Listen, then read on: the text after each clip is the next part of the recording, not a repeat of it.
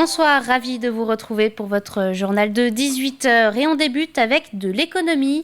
La communauté de communes Océan Marais de Mont développe une nouvelle plateforme en ligne. Ça s'appelle Solutions Partage. Cette plateforme met en relation les entreprises du nord-ouest vendéen dans le but d'échanger leurs ressources. Ça peut être de la main-d'œuvre, des locaux, du matériel ou encore des formations. Déjà, 7 entreprises locales sont inscrites. L'objectif à long terme, développer une économie plus durable et circulaire entre les acteurs du territoire. Pierre Dalissu. Ces dirigeants d'entreprise se mettent autour de la table avec un but commun, mutualiser leurs moyens. Une démarche qui en est à ses tout débuts et qui se fera via une plateforme en ligne. Le principe, c'est de déposer des annonces un peu comme tout type de plateforme de partage.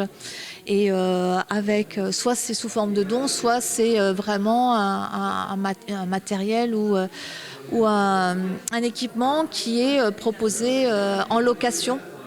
Alors le but, c'est de faire du business, de rentabiliser des équipements qui ponctuellement sont peu utilisés. Dans cette salle, des entreprises de toutes sortes avec des besoins parfois très différents, mais en cherchant un peu, ces entrepreneurs se rendent compte très vite qu'ils ont tous ou presque soit des besoins, soit des choses à proposer. On a des déchets verts qu'on produit et ensuite après on le fait valoriser par le biais de... Là on a travaillé avec la société Orbrun qui nous a racheté nos excédents de production de ces déchets verts. Nous on est à la recherche ça peut être des chutes de production sur des entreprises qui travaillent le bois, des invendus, des surplus de stock qu'on peut proposer aujourd'hui à des particuliers pour qu'ils puissent retravailler ce bois plutôt que l'envoyer en recyclage. On sait que le réemploi est plus vertueux. Une économie nouvelle qui attire. La communauté de communes du Pays de Mont compte bien la développer sur son territoire. C'est susciter une nouvelle économie, quelque part. Derrière, il y a un marque employeur, économie circulaire, puisqu'il y a différentes sortes de partage, aussi bien compétences, formations, matières, locaux. Donc nous, ça nous permet aussi d'attirer de nouvelles activités. Je citais par exemple là, quelqu'un qui fait du recyclage de coquilles d'huîtres. Il peut venir chez nous aussi, parce que du coup, on a des ostréiculteurs, mais pas que. On a aussi des restaurateurs. Solutions Partage, c'est le nom de cette plateforme régionale qui compte à ce jour une vingtaine d'entreprises de Saint-Jean-de-Mont et de ses alentours. On poursuit avec un mot d'agriculture. Chaque année, le conseil départemental subventionne des exploitations agricoles pour les aider dans leur transformation de leurs produits. Une aide dont bénéficie désormais le rucher de Bellevue à Corp. Avec 800 ruches à s'occuper, l'exploitation apicole peut aménager son site et développer de nouvelles activités. Un reportage signé Grégoire de Châtillon. 13 000 €, c'est le soutien financier du département pour aider cette exploitation apicole située dans la commune de Corp. Un coup de pouce pour ces apiculteurs qui va leur faire gagner du temps. C'est vrai que si on n'avait pas eu cette aide, je pense qu'on n'aurait pas pu faire tous les projets qui avaient été prévus. On aurait mis peut-être 2 ans, 3 ans pour les faire. Et là, ça nous a permis vraiment de tout réaliser en une seule fois. Une aide précieuse à la fois dans l'aménagement des bâtiments, mais aussi dans l'investissement du matériel. Grâce à l'aide, on a pu s'équiper en machines qui nous manquaient. Donc on a pu s'équiper de pompes pour aspirer le miel, pour envoyer le miel dans les fûts directement. On a pu s'équiper d'un bac pour mélanger miel et cire. Ce sont ainsi une 50aine d'exploitations apicoles aidées par le conseil départemental de la Vendée. C'est une enveloppe de près de 500 000 € qui a été attribuée par le département à ces différentes structures sur notre territoire et qui permettent vraiment de structurer une filière, d'apporter aussi ce côté naturel, de venir compléter nos actions de biodiversité. On ne peut pas s'imaginer autre chose que faire du produit avec nos abeilles, avec une cohérence avec notre agriculture. C'est un peu moins connu que la géréale. Oui, c'est ça. Oui. Développer les circuits courts, apporter une perspective d'avenir à la filière apicole vendéenne pour une production locale de qualité. Dans les coulées de Les élections législatives maintenant, les candidats ont jusqu'au 20 mai pour se déclarer et certains ont déjà entamé leur campagne. Vendredi, à La Roche-sur-Yon, Jacques Cheminade est venu soutenir ses candidats. Virginie Fouquet, candidate sur la 4e circonscription de Vendée, et Benoît Jamonneau pour la 2e circonscription. Les deux se présentent sous l'étiquette La Raison du Peuple, qui est en fait l'association de solidarité et progrès, le parti de Jacques Cheminade, avec le mouvement République souveraine. On lutte aussi pour une démocratie vraiment participative, mais pas consultative, c'est-à-dire participative. Il faut réengager les citoyens vraiment dans la politique et dans les problèmes nationaux. Parce que finalement, c'est ça qui dirige leur vie. Donc c'est vrai que quand on parle de RIC, toutes ces notions-là, nous, on est vraiment pour, quoi. Il faut, vu les taux d'abstention, si on réenclenche pas un petit... quelque chose qui fait que les citoyens ont envie de retourner dans la politique parce qu'ils participent, je pense que ça ne peut être que bénéfique.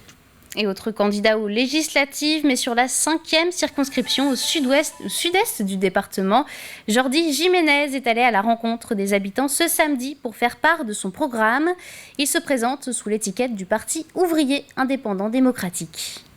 Je tiens à préciser quand même que le Parti ouvrier indépendant démocratique se présente dans 115 circonscriptions au niveau national. Notre volonté première est de présenter notre programme, de faire connaître nos positions. Et on profite de cette échéance électorale pour pouvoir rencontrer la population comme on le fait aujourd'hui sur le marché de Fontenay-le-Comte, en distribuant notre communiqué, en vendant notre journal, la Tribune des Travailleurs.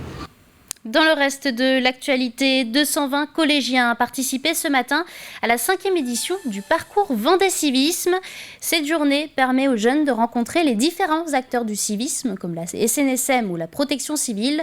Et grâce à des ateliers et des moments d'échange, ces élèves de 4e et de 3e s'imprègnent ainsi des valeurs de la République et du bien vivre ensemble. Colline Davy.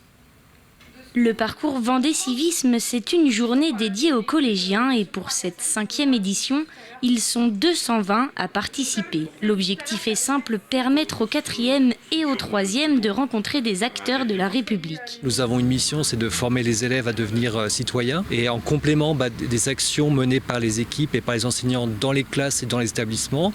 Les actions comme celle d'aujourd'hui du parcours civisme donnent l'occasion et permettent aux élèves de rencontrer des intervenants extérieurs, ce qui n'est pas toujours faisable ou facile à mettre en place de la part d'un établissement en particulier. 4 thématiques cadrent la journée: participer à la vie de la cité, être protégé, être libre de s'exprimer et enfin être solidaire. Et 7 et 8. Pour cette dernière, les élèves rencontrent entre autres la protection civile et pour apprendre les premiers gestes, le programme est chargé. Une fois que la présentation de l'association est faite, on passe à un petit quiz sur les gestes de secours, les numéros de secours à connaître, dans quel cas on les utilise. Et après, on passe sur une activité, la découverte du massage cardiaque, sur des mannequins connectés. Et puis à la fin, on vient découvrir un véhicule de secours. Une découverte qui permet à chaque élève de rencontrer les acteurs qui les entourent et de comprendre leur rôle. Vous allez retrouver 2 sacs, c'est les sacs type de ce qu'on peut utiliser. Ça rend les choses beaucoup plus concrètes pour les enfants que d'être dans une salle de classe et puis de leur expliquer ça simplement avec quelques mots, quoi. C'est le but, que ça fasse sens et puis que ça les fasse un petit peu réfléchir et qu'ils se rendent compte que ils sont des élèves mais aussi des citoyens et qu'autour d'eux il y a des tas de gens qui se décarcassent pour faciliter, rendre leur vie plus belle, quoi. Cette journée s'inscrit dans un plan plus large de sensibilisation aux valeurs de citoyenneté. À ce titre, 150 jeunes recevront leur passeport Vendée Civisme en fin d'année scolaire. Ça y est, la saison estivale approche et comme chaque année, vous serez nombreux à vous rendre sur les plages vendéennes. Au Sables-d'Olonne, par exemple, c'est plus de 20 km de trait de côte à surveiller, des plages sous la vigilance des nageurs sauveteurs, CRS et médiateurs. Et si toutes les portions ne sont pas surveillées cette année, des postes de secours sont installés sur plusieurs plages, comme celle de Tanchette, la Grande Plage, la Paracou, Sauveterre ou encore Grange. Et avant l'ouverture quotidienne de ces postes le 1er juin, la SNSM souhaite rappeler quelques règles pour aller se baigner cet été. Une plage, c'est pas une piscine. Il y a des règles. La règle importante, c'est de regarder la signalisation que les nageurs sauveteurs, les maîtres nageurs, ont hissée, c'est-à-dire la couleur des flammes, et de ne pas hésiter à aller les rencontrer pour voir les dangers qui existent. Une flamme verte, c'est une absence de danger, on profite de la baignade, mais on fait quand même relativement attention, parce qu'on voit que là on a des zones surveillées en profondeur 300 mètres. Beaucoup de nageurs ont tendance à vouloir nager dans le sens de la profondeur, alors qu'il serait beaucoup plus judicieux de nager dans le sens de la largeur. Je m'explique, dans le sens de la largeur, ici on a une zone qui fait 1 km, 1 km et demi. Si la personne a une difficulté, elle va appeler au secours, lever la main. Les sauveteurs vont arriver très rapidement dessus si elle est à 50 mètres du bord. Par contre, à 300 mètres, la différence, c'est qu'on va mettre beaucoup plus de temps pour aller chercher les personnes.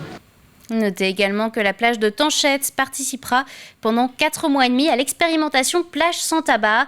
C'est le 9e site du département à rejoindre le mouvement initié par l'association de lutte contre le cancer, à la fois dans un but environnemental et sanitaire.